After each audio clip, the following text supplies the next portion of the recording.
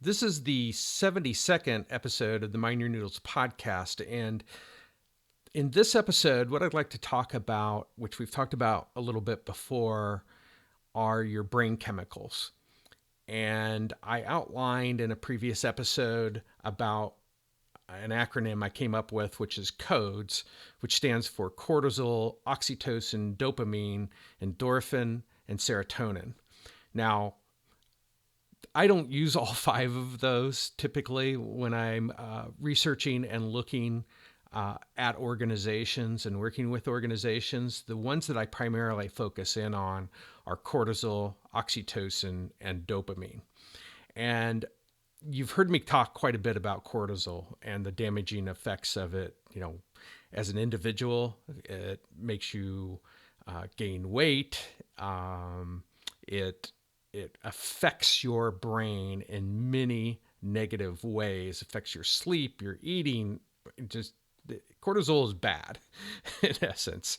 And it didn't start out that way because we used to kind of use cortisol to run away from animals that would eat us when we were cavemen and women. And that is something that was needed at the time, but it was supposed to be very short term in nature. It wasn't supposed to be something that we had our bodies, our brains had to deal with on a constant basis. So the movement now needs to be away from using cortisol because the longer it sticks with us, the more damaging effects it has on us as individuals. And I've outlined in many of the other episodes too, it has damaging effects on your employees and your customers. So if you're creating stress in your customers and you're creating stress in your employees, these create all types of damaging things to your organization on an individual basis. And loss of business, loss of employees, stressed out employees, all the things that go with it. So cortisol is obviously something we want to get rid of, and it's one of the things, in essence, we're measuring when we're looking through a customer lens. Now, oxytocin, on the other hand, is something, it's the social chemical. And oxytocin is something that we want to try and nurture within our organizations. How can we get people to interrelate more in an organization? You've heard me talk about in previous episodes that Maslow's hierarchy starts with basic needs, but I believe social is the bottom of Maslow's hierarchy. And this is because we would not have survived as a baby without oxytocin or the social aspects of being a baby and somebody having to take care of us. So there had to be a kind of a community in order to take care of a baby, and you would not have survived had you not had parents or someone to take care of you when you were a baby. So this is the base component, getting oxytocin. I had Dr. Paul Zak on. He talked about hugs, and he's called Dr. Love and things of that sort. But having oxytocin and nurturing oxytocin in your organization is one of those ways that you can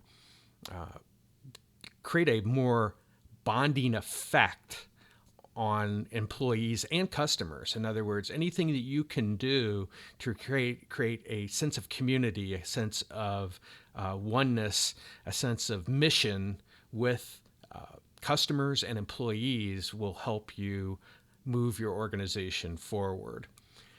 The third one is dopamine. And actually, there's kind of an inverse relationship between dopamine and cortisol. Dopamine is that energy we get when we are coming close to the finish line, when we see that we're going to get a reward. And this is something that, dopamine will help you get there. And it's mostly because you get this good feeling when you're about to achieve a goal without having to achieve it. As a matter of fact, even visualizing it in your mind, in your brain, gives you a release of dopamine that kind of propels you forward to finish a project or achieve some type of goal. So we need to understand how these three things play: the cortisol, the oxytocin, and the dopamine. And again, I call them the business brain chemicals because I think if you focus on these things, and not only these three things, but they certainly will help you get a better organization if you're trying to nurture along dopamine and oxytocin and finding ways to get rid of the cortisol.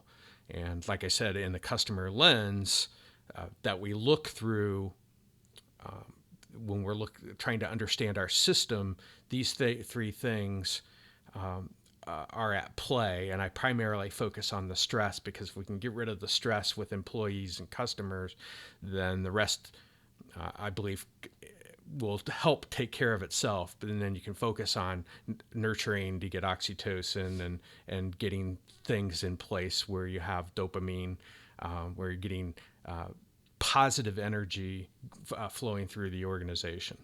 So that's what I wanted to discuss this week, those three business brain chemicals, and we'll talk next week.